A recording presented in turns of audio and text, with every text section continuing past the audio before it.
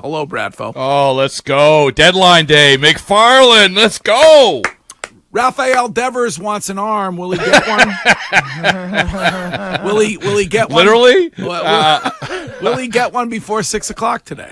I think he will get some semblance of an arm. But no, here's my take on that is that they're in a weird spot like a lot of teams are in Major League Baseball right now. And you see all these teams doing different approaches. You had Seattle, who had the best record of any team in the majors in July, actually start selling. And they're only 3.5 games out. You have, obviously, the Cubs. They're 3 out, but they won 8 in a row, so they're buying. So it's all over the place. But the fact is that the Red Sox, as we've said on this show many, many times before, they can win. It's a flawed American League.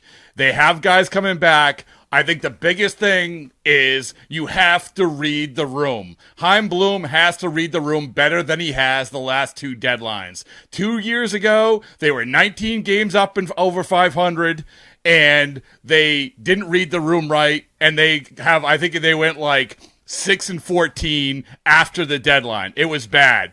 Last year, didn't read the room.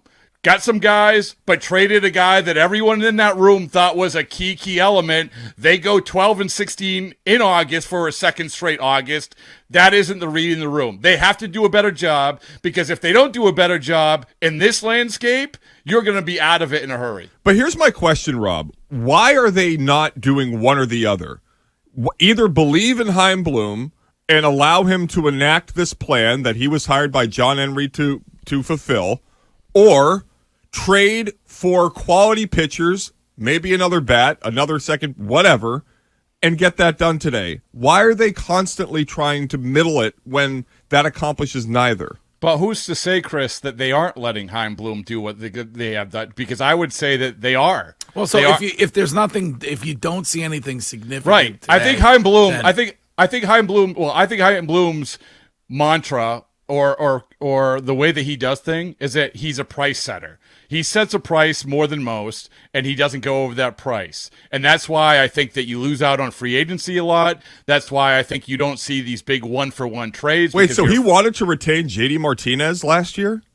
No, they were talking to him. They set a price on JD Martinez, but they set a different price for Justin Turner. No, I mean at the deadline last year. They didn't want to trade JD? Yeah. No. So what they did at the deadline last year with JD, with Xander, with Evaldi, which is they put them out there, they set a price, and as someone told me, they were asking for the stars of the moon for them, and they didn't get the price, so they don't trade him. That's he's awful at his job, because then they get nothing. Right. Well, and clearly, like I said, you look at it's a results business, and the results after what they did tried to go half in and half out, but you traded the wrong guy because the perception was, I don't care who you get back, like the perception was that in that clubhouse was that you sold him and you held on to these other guys and you lost.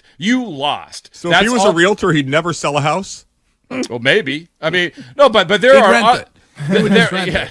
Yeah, at least yes. Well, that is terrifying if he's that bad at his job. Why? But you can't say he's that bad at his job, because there's examples of him actually making moves that work. I mean, that he set a price for Yoshida, it worked. He set a price for Turner, it worked. Kenley, Chris Martin, it worked. All I'm saying, when you go into this deadline, that right now, as we sit here, a lot of these trades are the type of trades where, like, look at the Angels. I mean, you think he's going to do what the Angels are doing? No. You think he's going to do what the Rangers are doing? No. Well, because but he should trade Justin Turner then. If they're not contending for a championship, Justin Turner might be the most valuable trade asset. But who's to? That's the point, Chris. Is that who's to say that they're not? I don't think he is.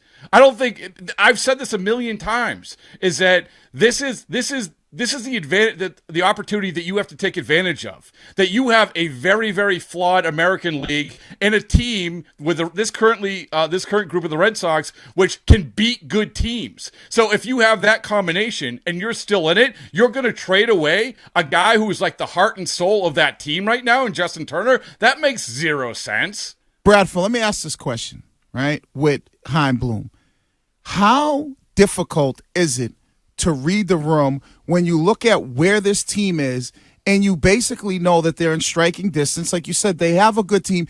That would be like a person complaining about how hot their house is and they need an air condition, and then walk into a McFarland and go, man, I wish I could do something about my air condition, and then leave. I don't get this whole read the room. Is he a moron? Well, first of all, McFarland makes everything better. So either you're McFarland at the trade deadline or you're not. Right. But I would say this, is that, so when I say read the room, I mean, like, there is no certainty, and I can give you plenty of examples. Look at the Yankees last year. The Yankees were running away with things. They made 5 trade deadline acquisitions, including Andrew Benintendi. And then they have one of the worst records in August immediately after. There's plenty of examples of teams making moves and all of a sudden falling off the cliffs. It's not necessarily making the huge move is the right move. I mean, look, the Angels might fall off the cliff here coming soon. But when I say read the room, I'm like, find the piece that fits in that clubhouse, on that field, and that might be just a back of the end starter, not the shock and awe guy. Right. So, and that's fine. I mean, that's fine. But all I know is this, Wiggy. You go back to the last 2 Augusts in different situations, and you have not been able to read the room out of the gate. Well, in 2021, they get Schwarber, a guy with a bad hamstring, and 2 second-tier relievers. People in that clubhouse were like, what are we doing? Why didn't we go for it? And you know what? Until Schwarber came back, they lost a lot. But you know what? They also were 19 games over 500. Right now, you don't have that luxury of getting off the first couple of weeks of August and slow playing this and not making the right move, no matter what it is, this time around, because of how delicate you are in the standings. It just feels like a sell. Like it feels like it's going to be a sell day. Like, I don't think they're going to sell. I mean, I don't think they'll make the shock and awe move that a lot of people. Now, if Verdugo is dealt, is that a sell? Depends what you get back. Look at what the Mariners are doing right now. You just traded your closer. And they, by the way, 2 years ago, they did the same thing. They traded their closer. But I wouldn't put it past them to coming back today and then adding something else. This happens. It's all where you're going to land. Like if you trade Verdugo out of that clubhouse and you don't help the pitching, yes, in that clubhouse, it'll get the same vibe that you did when they traded Vasquez. But it's going to be about where you land after today. But here's the thing, Rob. If they don't add, then nobody on that roster believes Chris Sale's going to come in and help. That's not true. You just said that. You don't believe it. When you say nobody on the roster believes it, that's okay. A false statement. Well, so they do believe that he's going to come back and be the Chris Sale. Yeah, I mean, whether or not you believe it or not, right. They believe it. Okay, they might tell you they believe it, Rob. No. No sane human believes in Chris Sale. I am telling you, Chris, that they believe it. Okay, so, and I'm telling you that they tell you they believe it, but no person actually believes Chris Sale can do it. It's funny. I deal in science and facts, and it's your prerogative to be wrong, but, that's fine. There are more people within the sound of our voice that believe in the Tooth Fairy than believe in Chris Sale coming back this season. And again, Chris, that's their and maybe they're right. I am telling you what the facts are, which is the people in that clubhouse who believe that in Chris Sale. That's just a fact. Just admit that you're wrong and move on. Admit that I'm wrong? What are you talking about? Not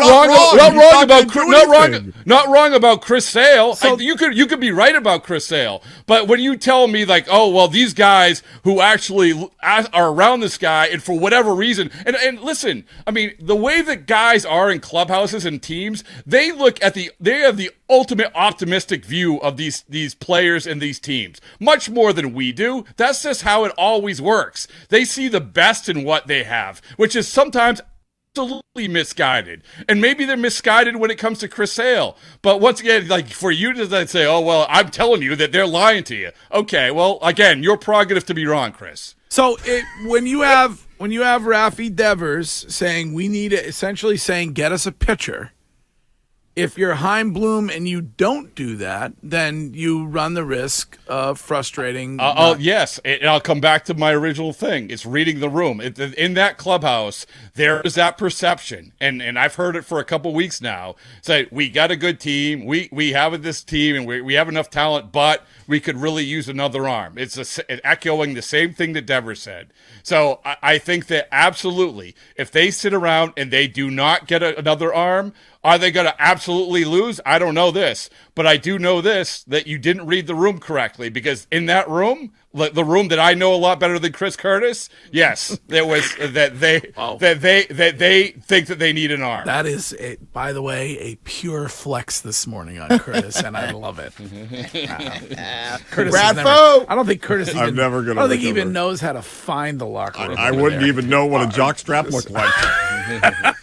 Have you ever been in it? I have been in the Red Sox locker room. Let the I've been in record there, show I went in hammered recording liners for Doug Lane. All right. It's updated, though. I'll give him that. I assume you will be available all day should anything break. All day. Whatever Okay. you guys need, I'm there for you. All right. So there you go. All right, Rob Bradford, thank you.